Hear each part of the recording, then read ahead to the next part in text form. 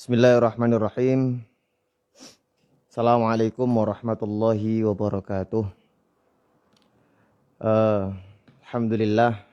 Alhamdulillahi liwaliyihi wassalawatu ala nabiyyih. Wal waznu wal azmu wan nazmu bil jazam biwahdaniyatihi wa qudratihi bisultan wa bi itqanin wa bi imanin wa bayanin fi furqan. Allahumma salli wa sallim wa barik wa karim wa majid wa azim ala sayyidina wa habibina wa syafi'ina wa qurrati a'yunina wa maulana Muhammad. Anak-anakku sekalian, pada malam hari ini setelah beberapa malam yang lalu kita juga ngaji bareng bersama Ustadz dan Ustadzah, dan baru saja kita juga sama-sama mendengarkan, menyimak kajian tentang Aqidatul Awam. Dan pada kesempatan kali ini Ustadz akan mengajak kalian ngaji bareng balah kitab Nasaihul Ibad. Nasaihul Ibad itu kitab tasawuf yang berurusan atau berhubungan dengan kejernihan hati, kejernihan batin. Kitab ini dikarang oleh Syekh Nawawi Al-Bantani. Qala al-muallif rahimahullahu ta'ala wa nafa'ana bihi wa bi'ulumihi fid dharaini amin. Khususan khasatan bihim ila ruhi Syekh Nawawi Al-Bantani wa ila muassisi hadhil madrasah Syekhuna Syekh Kiai Mastur Asnawi syai'un lillah lahumul Fatihah. Bismillahirrahmanirrahim wa bismillahirrahmanirrahman. Al-maqalatu tsalitsatu asyrata. Al-maqalatu tsalitsatu asyrata utawi iki ku maqalah ingkang nomor 13. Anil Hasan Al-Basri, dan pun riwayataken saking Syekh Hasan Al-Basri radhiyallahu anhu, radhiya mugi-mugi paring ridho sinten Allahu Gusti Allah, anhu saking Syekh Hasan Al-Basri. Syekh Hasan Al-Basri. Jadi ini makalah yang ke-13, ada sebuah riwayat yang diceritakan oleh Syekh Hasan Al-Basri. Syekh Hasan Al-Basri itu siapa? Syekh Hasan Al-Basri itu wahuwa min akabirit tabi'in. Wahuwa utawi Syekh Hasan Al-Basri iku min akabirit tabi'ina, saking piro-piro penggedini generasi tabi'in. Jadi Syekh Hasan Al-Basri itu generasi tabi'in. Sebelum tabi'in itu kita kenal sahabat. Sahabat Rasulullah itu adalah orang yang hidup di masa Rasulullah dan berjumpa dengan Rasulullah dan iman bahwa Rasulullah itu adalah utusannya Allah. Itu sahabat. Sementara tabi'in itu adalah generasi yang hidup di masa setelah Kanjeng Nabi. Beliau menjumpai sahabat dan beriman bahwa Kanjeng Nabi itu termasuk Rasulullah. Nah, termasuk tokoh pembesar generasi tabi'in ini namanya Syekh Hasan Al-Basri. Syekh Hasan Al-Basri itu bukan putra dari seorang raja, bukan putra dari seorang ulama besar, atau kalau hari ini istilahnya putra kiai, bukan. Justru bahkan Syekh Hasan Al-Basri ini adalah anak dari seorang budak. Kalau bahasa sekarang mungkin anaknya pembantu. Jadi bagi siapapun kita, meskipun misalkan orang tua kita itu bukan kiai, orang tua kita bukan seorang ulama besar, atau orang tua kita bukan ustadz, orang tua kita bukan guru ngaji. Misalkan orang tua kita itu penjual asongan, pedagang kaki lima, tukang becak, dan tambal ban dan sebagainya. Ternyata kita sudah menjumpai sosok Syekh Hasan Al-Basri ini meskipun lahir dari seorang ayah yang beliau adalah seorang budak, tapi tidak mengecilkan potensinya untuk menjadi ulama besar. Jadi ayo kita tiru ya, kita tiru bersama-sama. Kita lahir dari keluarga bagaimanapun, tidak menutup kemungkinan kita bisa menjadi orang yang alim seperti Syekh Hasan Al-Basri. Nah, bagaimana Syekh Hasan Al-Basri dalam riwayatnya ini? Beliau mengatakan manutawi sapane wong la adab kang orang duweni adab lahu ketuwe man. Tegese adab niku ma'allahi sumertane Gusti Allah Ta'ala kang maha luhur sinten Allah wa ma'al khalqi lan sumertane makhluke Gusti Allah. Barang siapa, ini perkataan atau dawuhnya Syekh Hasan Al-Basri, barang siapa yang dalam hidupnya ini tidak beradab, tidak memiliki perilaku yang baik, tidak punya kasih sayang terhadap sesama, baik terhadap etika-etika kepada Allah ataupun etika-etika kepada sesama manusia, tegese iku la ilma lahu, orang duweni ilmu lahu maring man.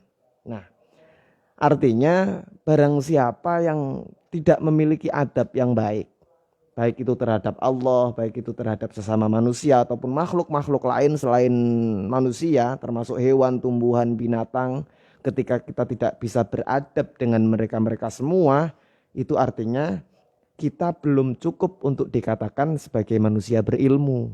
Nah, karena pada puncaknya pencarian ilmu itu adalah adab. Makanya anak-anak sekalian, kita semuanya dalam proses mencari ilmu kita, sepintar apapun, atau bahkan mohon maaf ketika kita kok nggak pinter-pinter ya, yang penting puncak dari pencapaian ilmu adalah kita bagaimana bisa menjadi manusia yang beradab. Beradab kepada Allah itu bagaimana? Nah, beradab kepada Allah.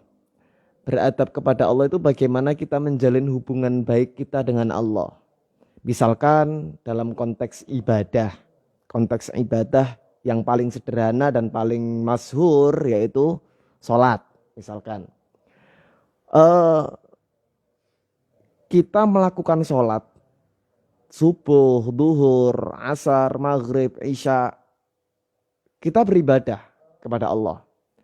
Tapi ternyata ketika ibadah itu tidak didasari dengan ilmu, belum tentu bisa kita melakukan sholat dengan adab. Misalkan masih sering terjadi di antara lingkungan kita melihat ada orang jamaah sholat terus makmumnya guyon. Ada yang lempar-lemparan kopiah misalkan. Terus kemudian ada yang sikut-sikutan misalkan. Ini memang dalam keadaan sholat ini ibadah. Tapi karena tidak didasari dengan ilmu, otomatis dia menghadap Allah dalam keadaan tidak membawa adab yang baik. Nggak pantas. Masa sholat guyon. Masa sholat itu kita jongkrak-jongkrakan. Nah, artinya ini menghadap pada Allah tapi kita meninggalkan adab. Lah, orang yang seperti ini tidak bisa dikatakan orang alim, tidak bisa dikatakan orang yang pinter, tidak bisa dikatakan orang yang berilmu, katanya Syekh Hasan Al-Basri. Lah kemudian terhadap sesama manusia bagaimana? Ya sama juga. Bagaimana kita mempunyai adab kepada sesama manusia, kita tumbuhkan rasa kasih sayang kepada sesama teman, kita saling tolong menolong. Jangan melakukan hal-hal yang tidak pantas gitu loh. Misalkan kita mengolok-olok, kita berbuat yang tidak pantas terhadap sesama manusia, itu termasuk kita sedang tidak beradab kepada sesama manusia. Dan orang seperti itu tidak bisa dikatakan orang yang berilmu. Ini menurut Syekh Hasan Al-Basri. Waman lan utawi sapane wong la sabaro kang orang duweni sabar lahu ketuwe man, tegese ala tahammulil balaya ing atase mengkune pira-pira musibah, wa adzalan tegese cilaka au piloro, wa ala masyaqqatin lan ing atase kasumpekan ijtinabal ma'asi ing oleh ngatui pira-pira maksiat, wa ala atail faraidi lan ing atase nglampahi pira-pira kafardonan. Ya napa waman la sabara lahu niku wau tegese ailadina lahu orang duweni agama lahu keduwe man. Barang siapa yang tidak memiliki kesabaran dalam hatinya, dalam kepribadiannya, dalam menjalankan kehidupan sehari-harinya, maka sebenarnya tidak bisa kita katakan dia memiliki agama yang bagus atau tidak beragama dengan bagus. Sabar itu seperti apa? Sabar itu seperti sejauh ini anak-anak semua pasti mengatakan sabar itu terhadap musibah, Ustadz. Terhadap ketika kita sedang sakit, Ustadz. Terhadap ketika kita tertimpa hal-hal yang kurang enak, kita harus sabar. Iya, benar. Jadi memang terhadap hal-hal yang menurut kita tidak suka. Siapa sih yang suka? Misalkan kecelakaan, naudzubillah. Tapi terus sakit. Kita memang harus bersabar. Sabarnya bagaimana? Ya katakan kita sedang sakit. Ya, kita sedang sakit. Otomatis kita tidak bisa beraktivitas sebagaimana aktivitas di masa kita sehat. Berangkat sekolah kita tidak bisa. Bermain bola juga tidak bisa. Jajan di luar juga tidak bisa karena kondisi tubuh kita sakit. Maka dalam keadaan sakit kita harus bersabar untuk bisa melaksanakan kegiatan-kegiatan atau aktivitas-aktivitas sebagaimana ketika kita sehat. Seperti itu. Termasuk juga kesabaran itu harus ditempuh dalam hal ibadah, anak-anak. Kok bisa Ustadz sabar dalam hal ibadah itu bagaimana? Ya misalkan seperti ini. Kita dibangunkan orang tua untuk sholat subuh. Sholat subuh ini kan di saat kita sedang ngantuk-ngantuknya, enak-enaknya tidur, terus dibangunkan orang tua, ayo le subuhan. Kondisi kita masih sangat ngantuk, tapi kita tetap harus bersabar, menahan kantuk tersebut, agar kita bisa melaksanakan sholat subuh. Nah seperti itu termasuk kesabaran. Karena orang yang tidak memiliki kesabaran dalam hidupnya, dia kurang memahami agama sebenarnya. Karena tujuan kita beragama itu kan untuk ibadah kepada Gusti Allah. Nanti anak-anak sepanjang pelajaran di SDN Nubanat Banin diajar fikih, diajar akidah akhlak, diajar Quran hadis dan lain sebagainya. Itu semua tentunya dalam rangka agar kita semua menjadi orang-orang yang berilmu dan bisa mengamalkan ilmunya, khususnya dalam hal ibadah kepada Allah Ta'ala yang bisa istiqomah sampai kapanpun besar nanti. Ya. Wal maqalatu tsaniyah wal ishruna utawi iki ku maqalah kang nomor 22. Kila dan ngendikaaken auhaus paring wahyu sinten Allahu Gusti Allah Ta'ala kang maha luhur sinten Allah. Paring wahyu neten sinten ila Uzair nabi tumeka maring Uzair tegese an nabiyu nabine Gusti Allah alaihi ku tetep ing atase Nabi Uzair apa assalamu keselamatan saking Gusti Allah. Ini Gusti Allah pernah berkata kepada salah satu nabi Uzair ya, Nabi Uzair. Nabi itu banyak sekali. Nabi itu yang wajib diketahui itu 25. Adam, Idris, Nuh, Hud, Soleh dan lain sebagainya. Tapi sebenarnya jumlah nabi keseluruhan itu berapa? Banyak. Wa fi ba'dir riwayah, dalam satu riwayat ada yang mengatakan jumlah nabi keseluruhan itu ada 124.000. Banyak sekali. Nah, salah satunya namanya Nabi Uzair. Nah, di sini Gusti Allah itu pernah berkata kepada Nabi Uzair.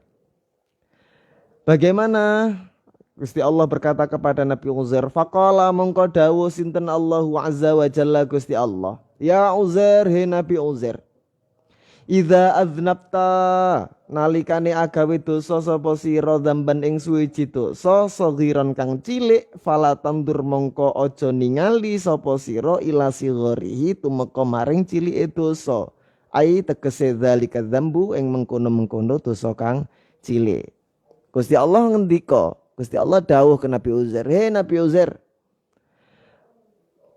sampeyan iku, kowe iku nek pas ngelakoni dosa cilik. Dosa itu ada yang dosa kecil, ada yang dosa besar.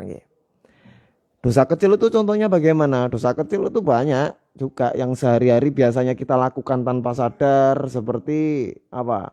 Kalam kopih. Kalam kopih itu ngomong yang buruk, ngomong yang kasar, meso. Itu enggak baik.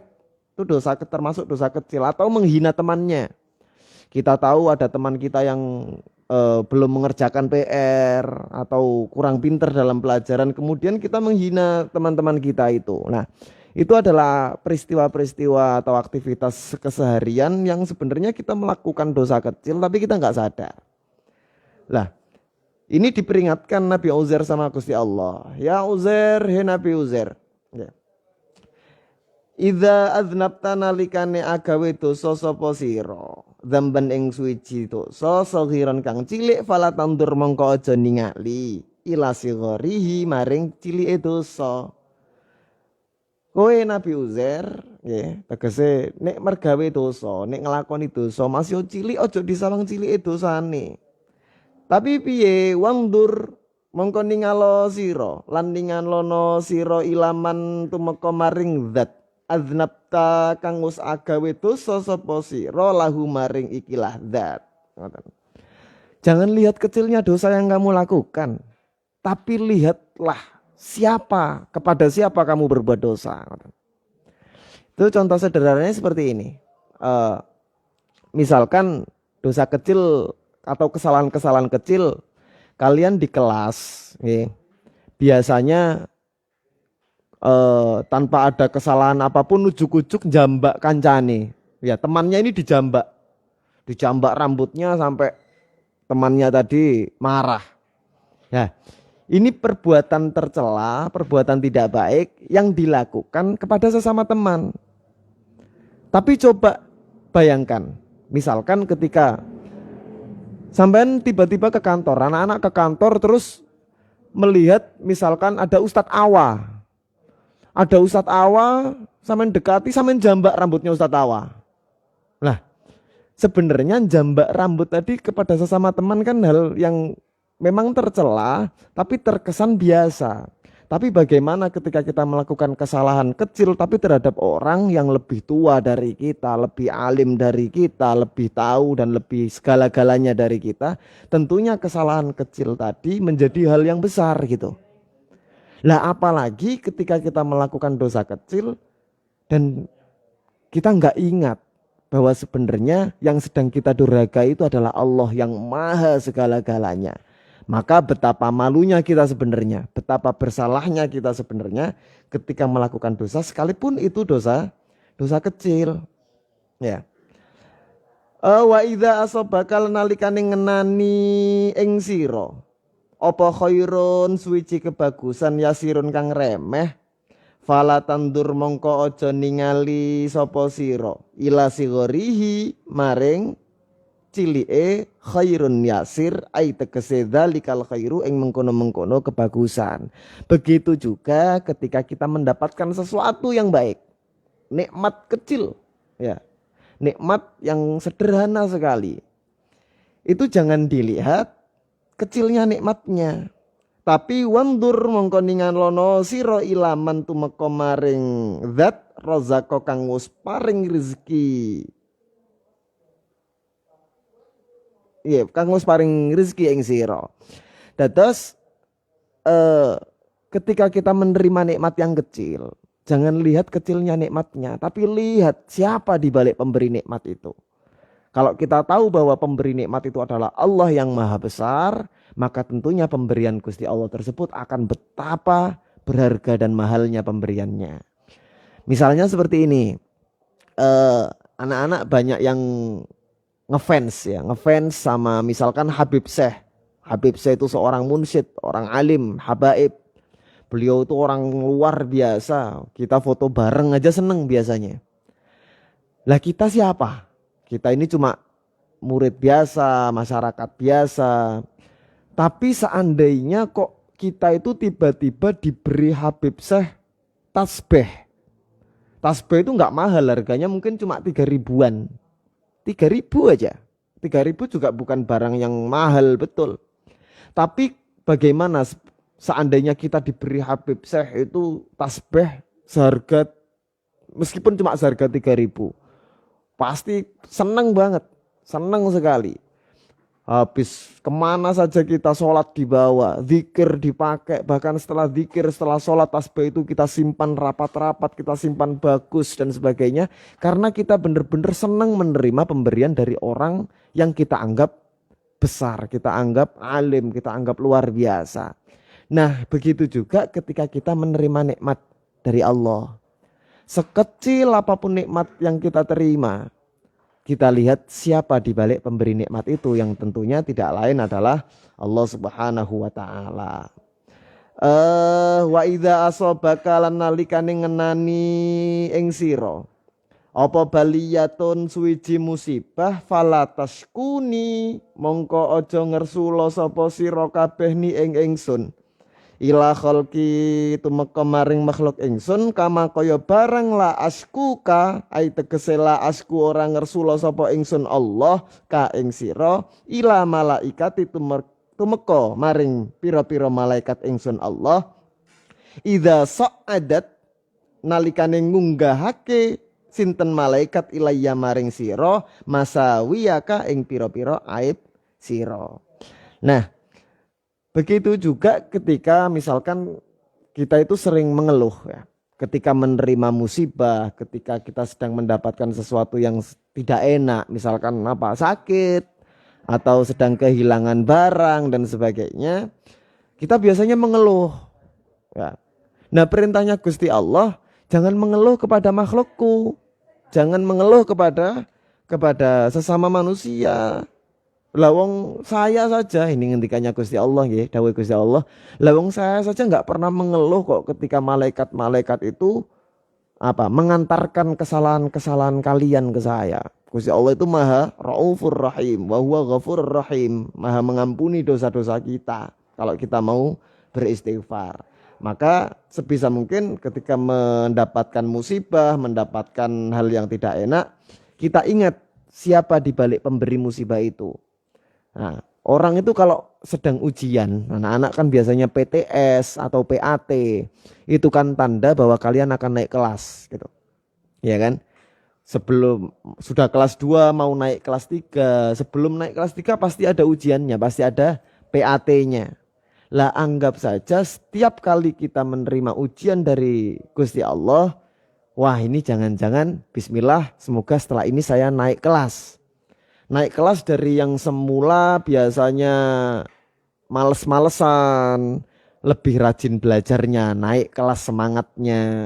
Yang biasanya malas ngaji, malas berangkat ngaji, tapi setelah mendapatkan ujian misalkan diberi Gusti Allah sakit, oh jangan-jangan ini ujian dari Gusti Allah.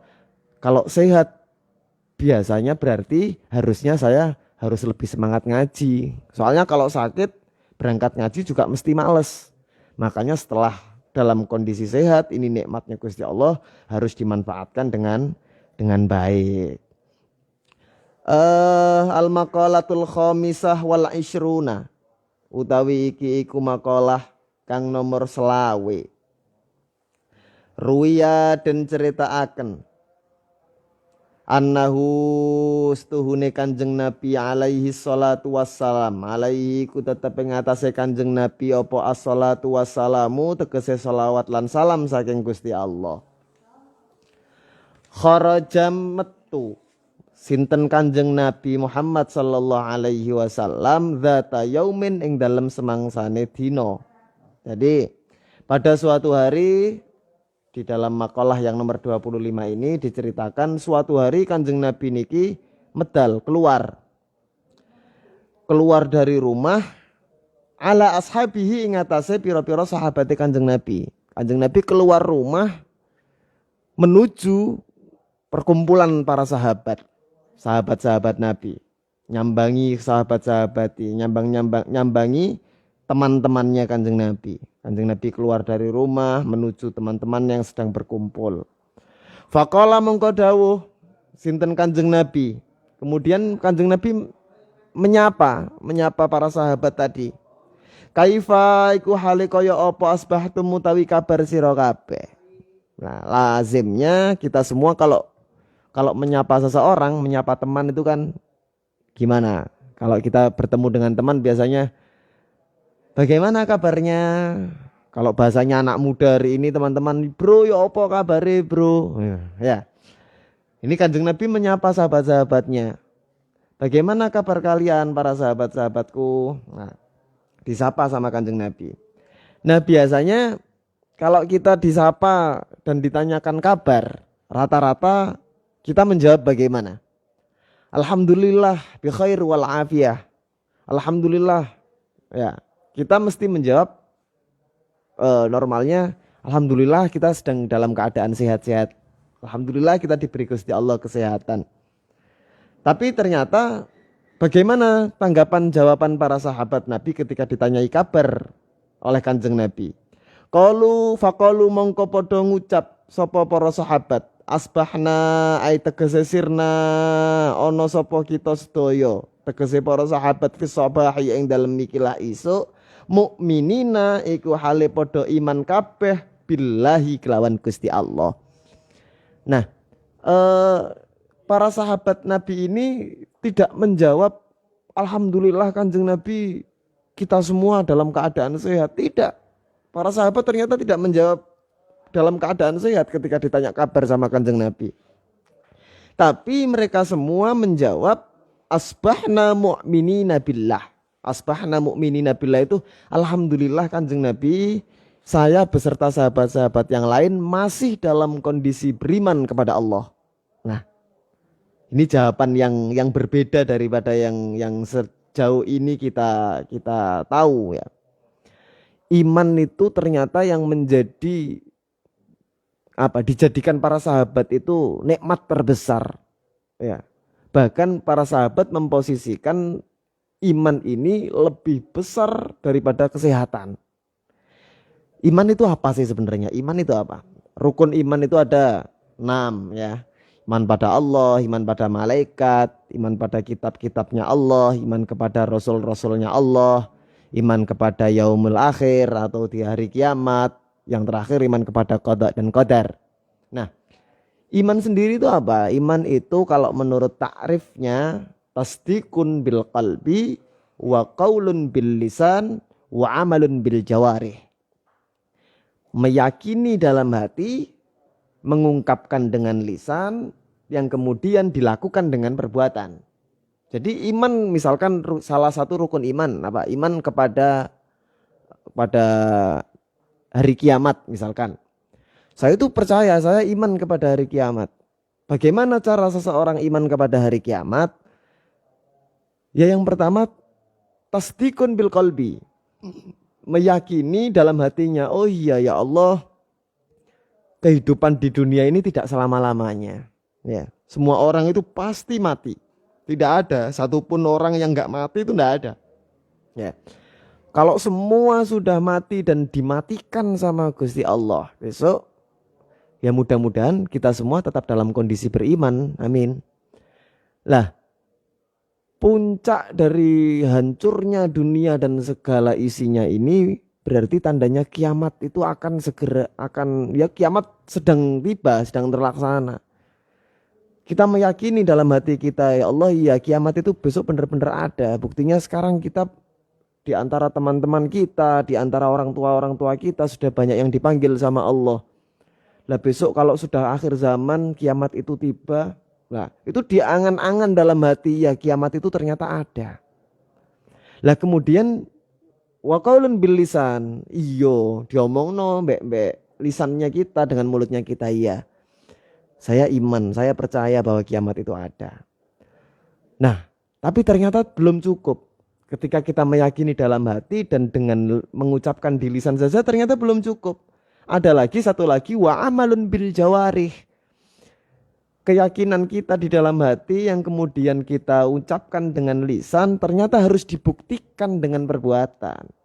Kalau kita tahu bahwa hari kiamat itu adalah hari di mana semuanya diporak-porandakan sama Allah. Kemudian kita memasuki alam barzah, kita memasuki padang mahsyar, kita memasuki mizan, kita memasuki sirat, kita memasuki alam-alam yang lain di alam akhirat. Tentunya, waduh ini nanti kalau saya banyak dosanya, Kalau ditimbang sama Allah berat dosanya ini, saya bisa-bisa masuk neraka. Atau selama ini saya masih terlalu enak-enakan, saya jarang berbuat baik. Lah, puncak keimanan kita kepada hari kiamat pada akhirnya kita harus bisa melaksanakan apa sih yang butuh kita lakukan untuk menuju hari kiamat. Kita harus banyak melakukan amal-amal soleh, amal-amal baik, membantu teman, menolong sesama, ibadah kepada Allah dan sebagainya. Ini ternyata tugas kita selama hidup sebelum kiamat gitu. Yang dengan harapan tentu besok ketika kiamat sudah datang, kita benar-benar menjadi hamba yang lebih berat timbangan kebaikannya daripada timbangan keburukannya. Nah, ini contohnya keimanan ya. Makanya para sahabat tadi menganggap sangat penting iman ini ya. Bahkan lebih penting daripada kesehatan. Kenapa kok lebih penting daripada kesehatan kata sahabat-sahabat? Karena orang yang beriman itu anak-anak faham mengembalikan segala sesuatunya kepada Allah. Misalkan kita sakit, atau kita sedang tertimpa musibah, atau bahkan kita sedang mendapat nikmat. Sebagai orang yang beriman, kita nggak akan jumawa, kita nggak akan sombong. Misalkan kita mendapat nikmat yang banyak ataupun sedikit, kita ingat bahwa nikmat ini dari Allah. Kita diberi sama Allah yang maha memberi rezeki. Misalkan kita sedang sakit atau tertimpa musibah, kita juga ingat bahwasanya yang memberi musibah ini adalah Allah. Dan tidak ada musibah yang manusia itu tidak kuat kok menghadapinya. Pasti ada selesainya. Nanti yang menyelesaikan Allah, butuh kesabaran. Nah, orang beriman kepada Allah itu pasti akan selalu tenang gitu. Akan selalu ingat dengan Allah dan akan merasa tenang hatinya, baik dalam keadaan susah maupun senang, dia dalam keadaan tenang. Beda dengan orang yang misalkan imannya tidak begitu tebal, tidak begitu kuat. Begitu mendapat nikmat sering lupa sama Allah, sombong kepada teman-temannya, punya sepeda baru misalkan ya. Wah, sepeda saya baru mahal, dipamerkan sama teman-temannya, ini sepeda saya mahal, sepeda saya bagus. Padahal sebenarnya di balik kita punya sepeda bagus, ini yang memberi rezeki adalah Allah. Tanpa Gusti Allah memberi kita rezeki, kita nggak mungkin bisa membeli sepeda ya. Begitu juga ketika kita sedang tertimpa musibah. Tidak kok mengeluh, aduh saya kok sakit terus kok nggak sembuh-sembuh. Saya kok mencari ilmu ini kok nggak paham-paham, saya kok nggak pinter-pinter. Ini kalau nggak ingat sama Allah yang maha memberi pemahaman, nggak ingat sama Allah yang maha memberi apapun, kita bakal banyak mengeluhnya. Nah, ini kenapa para sahabat tadi mengatakan ketika ditanya Gusti Allah, ketika ditanya Kanjeng Nabi, kaifa asbahtum? Mereka semua menjawab, asbahna mu'minina billah. Kita semua alhamdulillah masih dalam keadaan beriman kepada Allah Kanjeng Nabi. Gitu. Faqala. Kemudian Kanjeng Nabi melanjutkan pertanyaannya. Kita ketika ditanya, Ustadz Nafis bagaimana kabarnya? Alhamdulillah Ustadz saya sehat hari ini. Oh saya enggak percaya Ustadz Nafis, buktinya apa kalau sehat? Nah, lah saya ini sehat karena ini saya bisa ngajar Ustadz. Saya bisa berangkat dari rumah ke sekolah, bisa naik sepeda motor, bisa ngajar anak-anak. Ini kalau saya tidak dalam keadaan sehat saya enggak bisa. Makanya hari ini alhamdulillah keadaan saya sehat. Nah, ini karena butuh pembuktian. Ketika kita ditanya sehat, buktinya apa kok sehat? Begitu juga dengan Kanjeng Nabi di cerita ini. Ketika sudah dijawab sama para sahabat, qalu asbahna mu'minina billah. Alhamdulillah Kanjeng Nabi, kita semua dalam keadaan beriman kepada Allah. Kanjeng Nabi terus langsung bertanya lagi. Faqala mongko dawuh sinten Kanjeng Nabi sallallahu alaihi wasallam, wa ma lan utawi apa iku alamatu imanikum, piro-piro tondone tengere iman sira kabeh. Apa buktinya kalian kok mengaku beriman kepada Allah? Ya, karena keimanan itu ternyata juga butuh bukti. Dijawab sama para sahabat tadi, qalu ngucap kabeh para sahabat, Min alamati imanina utawi setengah saking pira-pira tandane imane kita para sahabat iku nasbiru sabar kabeh sapa kita Kanjeng Nabi alal balai ing atase piloro ing atase musibah. Ya Rasulullah, kita itu beriman kepada Allah. Buktinya setiap kali kita ditempa ujian, setiap kali Gusti Allah memberi kita musibah, kita selalu sabar. Kita selalu sabar kepada Allah. Ay al-imtihan minallahi ta'ala nasbir. Kita selalu ketika diberi ujian sama Allah berupa misalkan rezeki yang sempit, tidak begitu punya uang di setiap harinya, kekurangan makanan atau kesusahan dalam apapun, kita selalu sabar Kanjeng Nabi. Kita percaya bahwa segala sesuatu telah diatur sama Gusti Allah. Kita bersabar dalam hal ini. Itu jawabnya para sahabat. Kemudian dilanjutkan, selain sabar Kanjeng Nabi, kita juga wanaskuru lan syukur sapa kita alar rohoi ing atase kaluasan urip ay al ittisa'u fil ma'isyati tegese kelapangan ing dalem urip. Begitu juga ketika kita diberi keluasan kelapangan hidup Kanjeng Nabi, kita juga bersyukur sama Allah. Kita nggak pernah lupa dalam mensyukuri nikmat-nikmat yang telah diberikan Gusti Allah. Kemudian dilanjutkan lagi wa nardho lan ridho sapa kita bil qada'i kelawan qada'i Gusti Allah ay al hukmu al ilahi fi a'yanil mawjudati ala ma hiya alaihi minal ahwal fil azal ilal abad. Jadi segala sesuatu itu anak-anak ya, Gusti Allah itu sudah menulis segala kejadian peristiwa itu di Lauhil Mahfuz dalam kodoknya. Kodok itu ketetapannya Allah itu sudah ditulis sejak zaman azali dulu. Oh, si A ini lahir tanggal sekian ya. Besok kalau di usia sekian bulan sekian besok kena sakit 3 hari kemudian sembuh. Oh, besok di usia ini sekolah di sini, ngajinya kepada guru ini. Kemudian nanti ditulis lagi matinya besok usia sekian. Nah, itu semuanya sudah tertulis di Lauhil Mahfuz ya, direncanakan sama Allah. Baru ketika terjadi itu baru qadarnya Allah.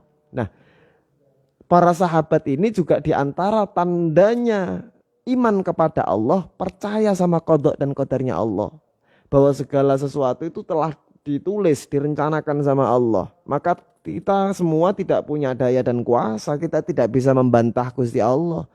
Misalkan kita ini iri melihat teman, waduh teman saya ini kok rumahnya besar ya.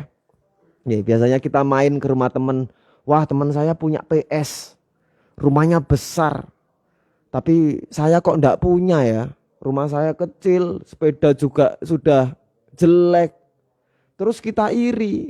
Nah, adanya perasaan iri ini sebenarnya lahir dari kita tidak terima sama kodoknya Allah gitu. Jadi kita percaya saja, husnudzon saja, meskipun misalkan kita ini rumahnya kecil, rumahnya sempit. Ya sudah, kita percaya bahwa Gusti Allah ini memang sengaja membuat kita seperti ini karena belum tentu orang yang tidak kaya sekaya teman kita tadi itu belum tentu hina di hadapan Allah. Justru misalkan dari kesempitan hidup kita diberi Gusti Allah kesabaran yang lebih. Kita lebih bisa banyak ngaji, banyak ingat kepada Gusti Allah, pasti ada hikmahnya semuanya. Makanya anak-anak sekalian, kitab Nasaihul Ibad ini sebenarnya lebih pada bagaimana kita semua mendidik hati kita. Masing-masing, baik anak-anak, baik ustadz ustadzah, orang tua, wali murid, masyarakat, semuanya sama. Tugasnya, ayo kita bersihkan hati kita sama-sama. Oh, yang selama ini kita masih sering iri kepada orang lain, dihilangkan pelan-pelan. Ya Allah, iri itu ternyata tidak baik. Ya, iri itu tidak baik. Kita misalkan diberi nikmat yang banyak, terus kita sering sombong, kita sering mengejek teman-teman. Harus disadari juga, ya Allah, ternyata sombong itu juga tidak baik. Kita harus membersihkan hati agar kenapa? Ya, agar kenapa?